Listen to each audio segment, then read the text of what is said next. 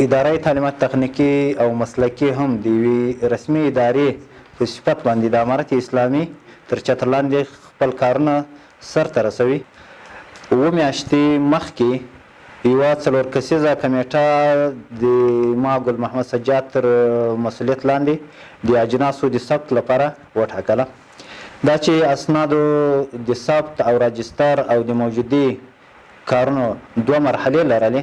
نو لومړۍ مرحله یې تقریبا 7 میاشتې مخکې شروع سوې وه چې په دفترونو کې موجوده اجناس کوم موجود دي د هغوی ثبتول.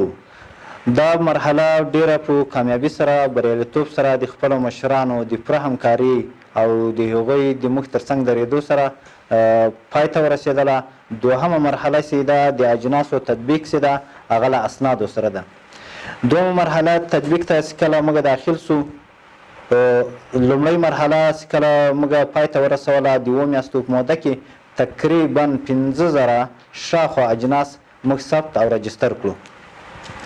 کله چې دوهم مرحلې ته داخلېدلو، دوهم مرحله د تیر نظام څخه راپاتې د نه سالمو اسنادو لرل موږ له یو ډول مشکلاتو سره مخامخ کړو او دا پروسه یې ډېره ټکنۍ او پیچلې کړه چې رهبري دوباره بیا دا لازمه وګڼله چې د موږ 4 کسانو ترڅنګ یوه دوهمه کمیټه د 4 کسانو په شمول باندې یوه بله کمیټه هم راته وټاکله چې د موږ ترڅنګ کار کوي. دا کمیټه د اجناسو د لپاره د اسنادو ترتیب، تنظیم او په یو منظم ډول باندې ډیټابیس کول دوی په کارونو باندې لګیا دي چې الحمدلله تر دې دمه یې کارونه ډېر منظم روان دي.